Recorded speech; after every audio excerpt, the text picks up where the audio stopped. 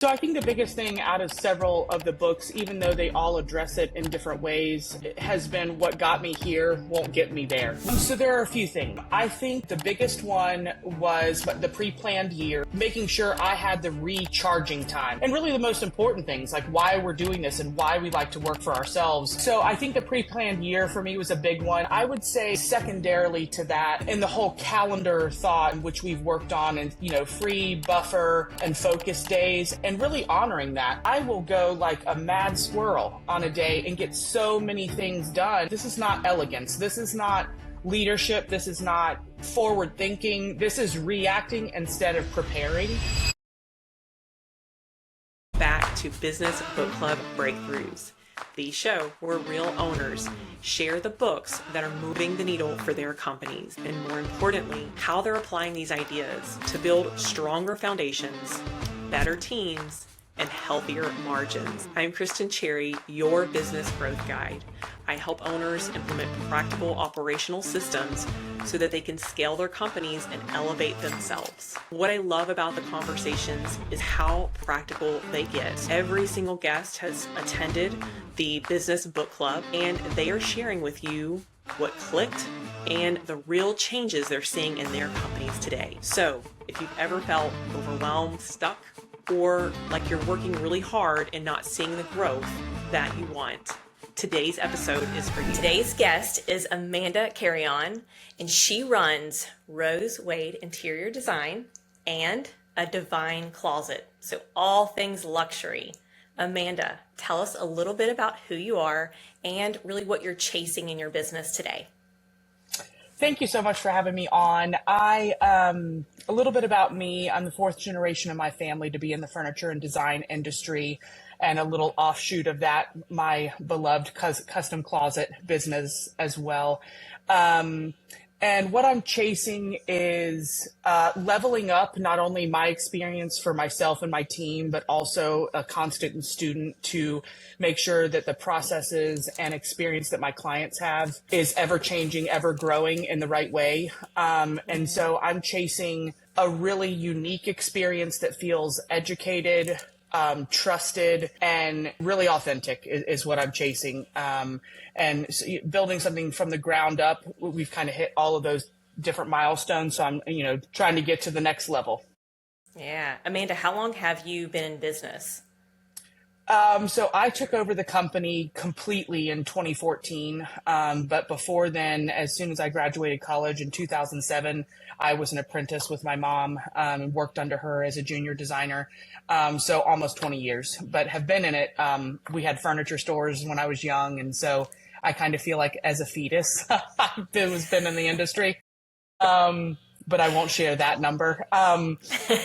So a very long time. Yeah, so I would dare to say you are an expert in all things interior design. I love to hear that you are a serial entrepreneur now. So you're finding all these niches to put yourself as you're trying to level up and, of course, create that unique experience. So I know this is not a perfect road we travel down as entrepreneurs, right? So there's probably some challenges or frictions you're facing as you're trying to do this whole level up experience. So tell me, what is really top of mind in front of you when it comes to challenges or frictions you're trying to solve right now? So I think the biggest thing out of several of the books, even though they all address it in different ways, has been what got me here won't get me there. And really trying to assess what does that mean to me.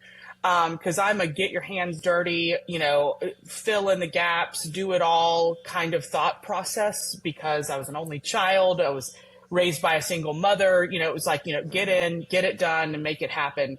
And while those are really good attributes, I feel like what I have really captured from a lot of the books and different levels and different ways of thinking is, micromanaging and trying to do everything by yourself on your own really isn't the transformational leader that I know that I'm capable of being.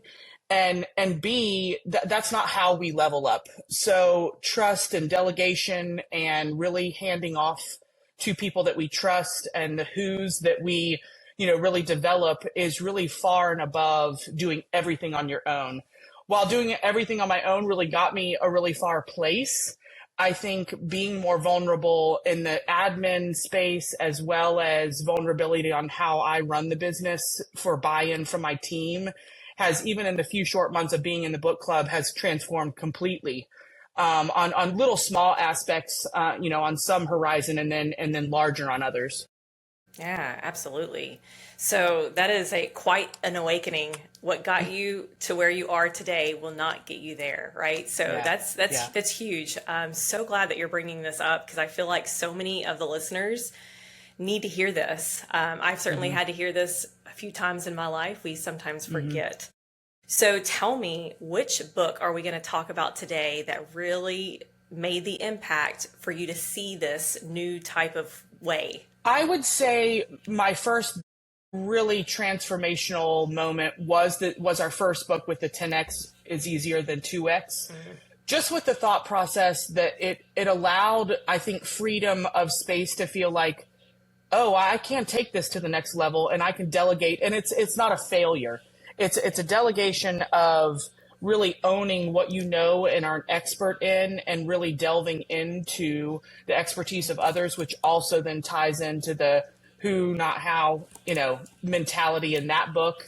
So I would say, I hate to say that, well, all the books are so wonderful, but they've really all been transformational in certain instances, and many different aspects of the business. But I think I got the fire up underneath me, and kind of that, fire in my belly about like, oh, okay, so this is really what I was looking for, and in a book, but then talking about it with the group and hearing anecdotal experiences from others as well. It really started to transform how quickly I wanted to grow and transform as a leader, and really acknowledge that some of my thinking as a leader was dated. And really owning that, and making sure that what I was reading and getting so excited about 10x is easier than 2x mainly, that I could transfer that to my team, and lift them up as well. Man, talk about a transformational leadership move, right? That's huge, Amanda. So 10x is easier than 2x, and Who Not How, same author, same authors that wrote that book. So they tend to like overlap some of the concepts in both of those books. My gosh, they have been transformational for so many of us.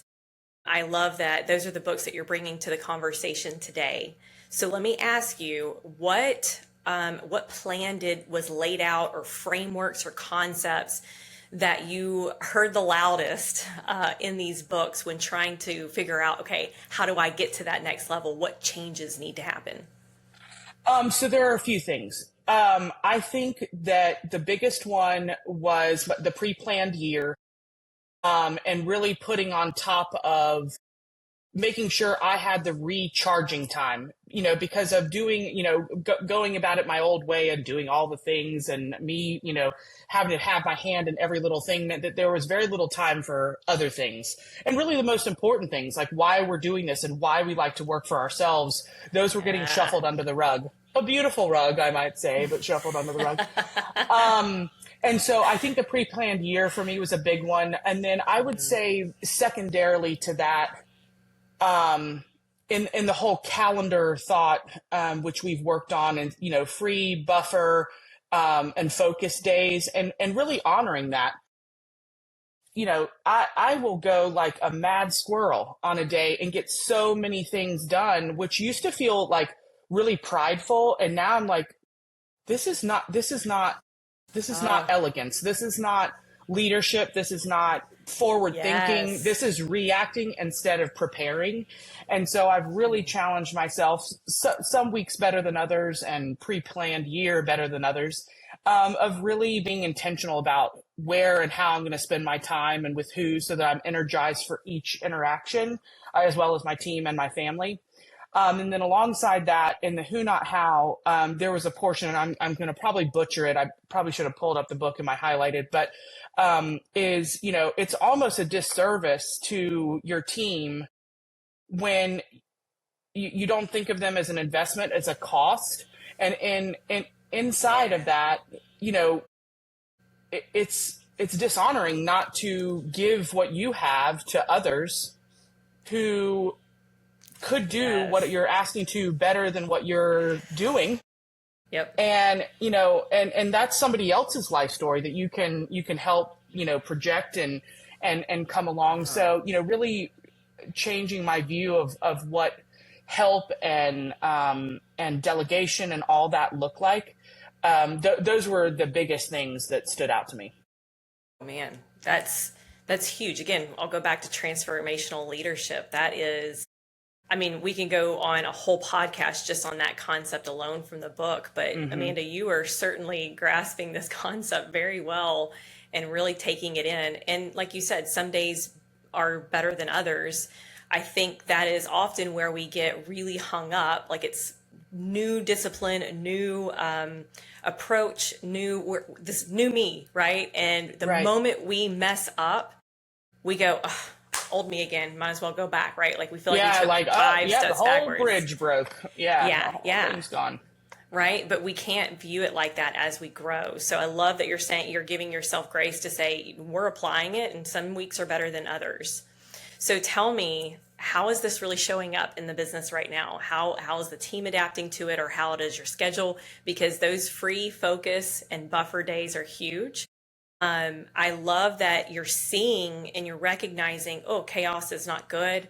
We've got to get in front of this, be more proactive. But how is the business or your environment around you responding to this? Man, I love some chaos. That's been a hard one to let go. I visit it often, unfortunately.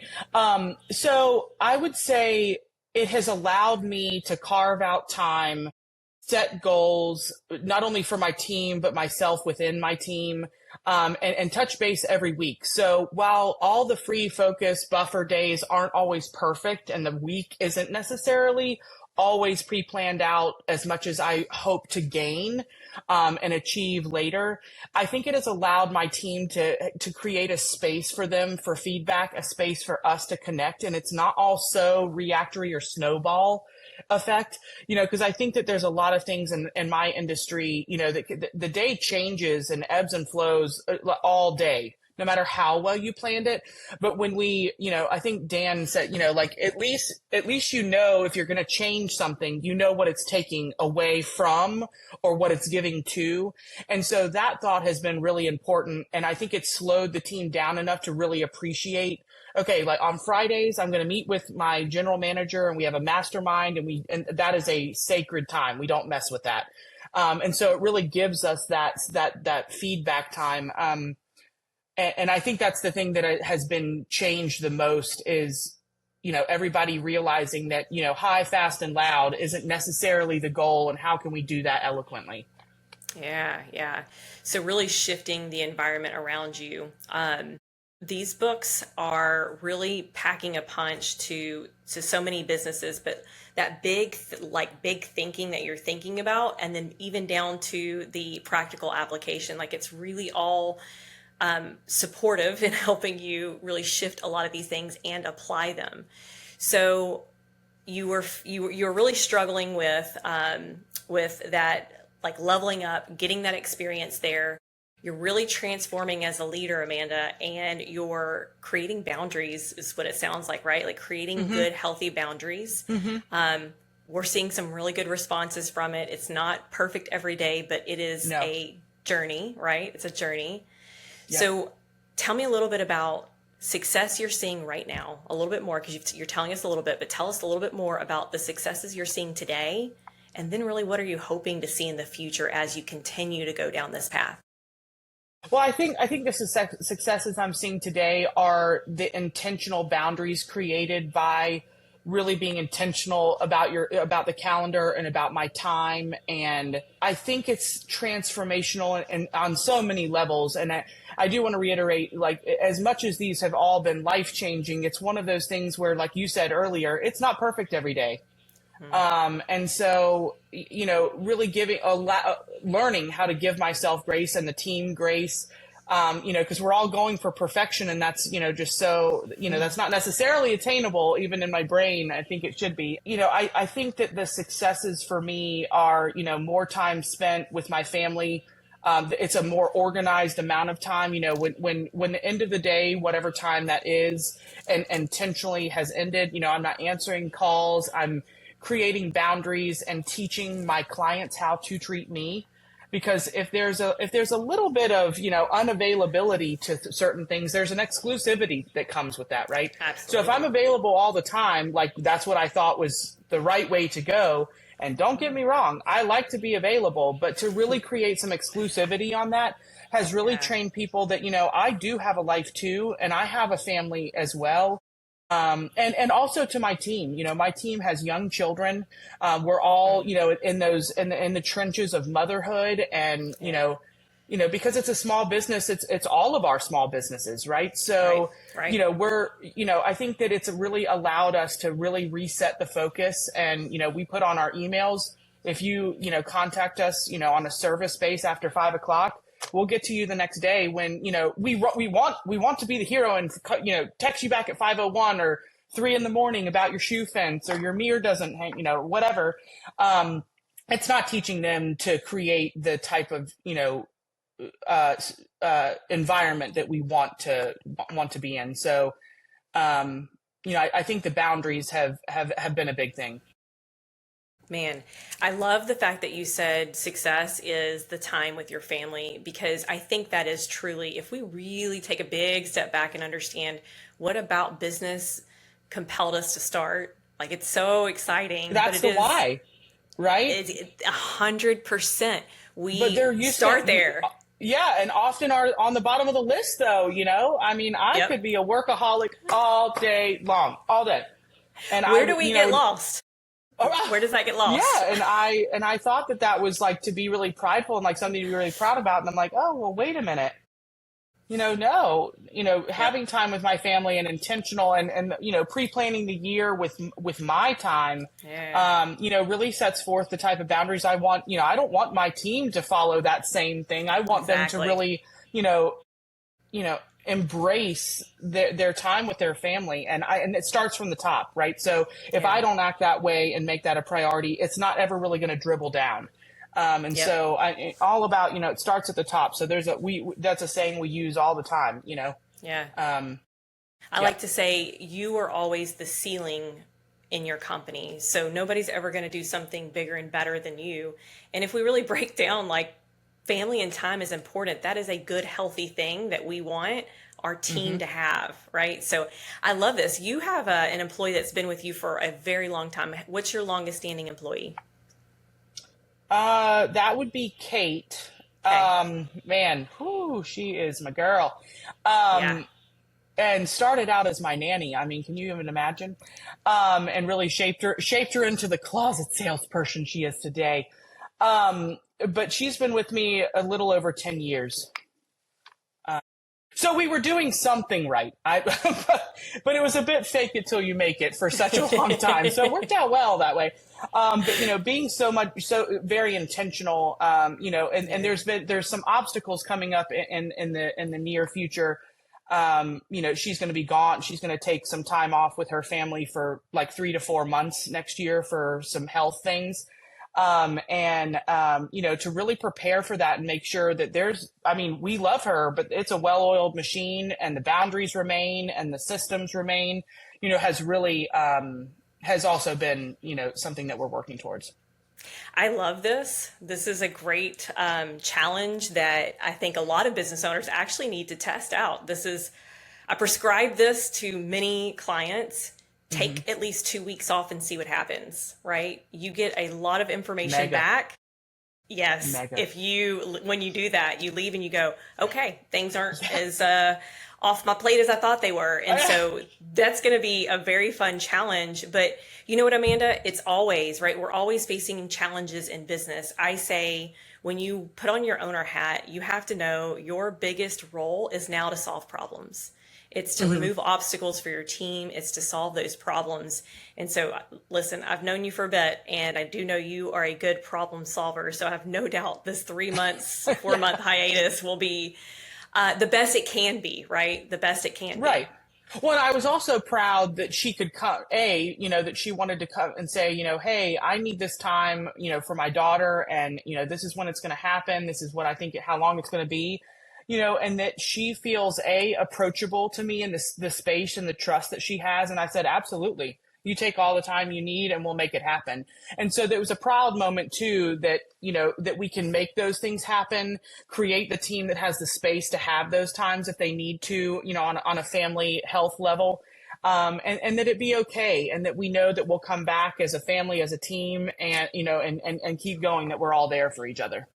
Man, that whole building better teams, stronger teams, you're certainly doing it. Employee turnover is really hard in small businesses, and our leadership is really what's going to make that better. So whether we're creating systems in our company or just leading the charge, your leadership does impact us. So it is showing tremendously. So happy for you. So happy for Rose Wade Interior Design and a Divine Closet. So let us end with one just really big takeaway that you want to share with the audience. Anything from either one of the books that you just feel compelled to tell them they must hear this last little nugget before you go. To not sound like a broken record, I think the biggest thing is, no matter how hard you've worked to get to the space that you're in, it's not going to always get you to the next level. And you have to be willing, really vulnerable, and really open to see and have the vision of what that next level is, which I don't always have that every day. I, really have to work on where that end goal is and the framework to get there. But I think starting for me was acknowledging that all of those things that were really, really important to get me to where I am today, they don't just get piled and thrown away. We're going to remember all of those blood, sweat, and tears, but that I have worked really hard to get to where I am and to go to that next level, and the amount of vulnerability and collaboration is okay. And it's not, it's something that we've worked for, to be wanted to be collaborated with and take it to the next level. So I really believe that is probably the biggest thing that stuck with me, even through all of the different books that we've read, while they've addressed it in different ways. It's something that I really carry with me and think, it's not a failure if you're not the one out there delivering the material and delivering all the furniture and doing all the things. Like, it's okay that people are helping you or collaborating with others, that is their business and that's how they make their living.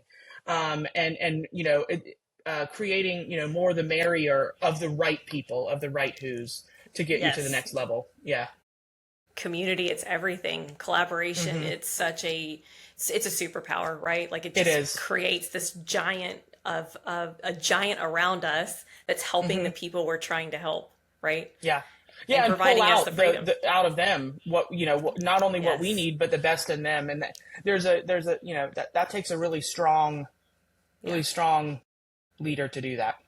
Yeah. Well, friend, I am so happy for you to really take a step back and understand, like, hey, that is what made me successful, because, girl, it did, right? Like, you have so much success around you.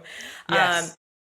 For you to go back and look in the mirror and say, okay, who are we changing and who are we growing into now to take that next level? Because I need to be a leader for my team. I need to be a leader for my family, right?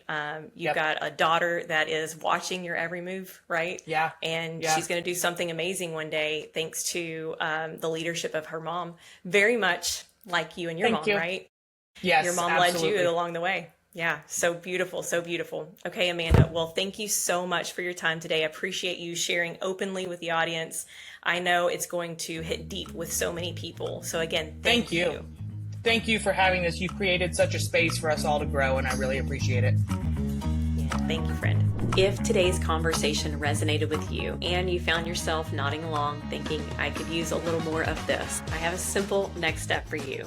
Come join us in the Business Book Club, where we keep our circle small, the conversations real, and the focus on actually applying the things that help us build better businesses and stronger founders. Thank you so much for listening today. If you enjoyed the episode, subscribe below and send this to one founder that really needs to hear the message. And I'll catch you next time.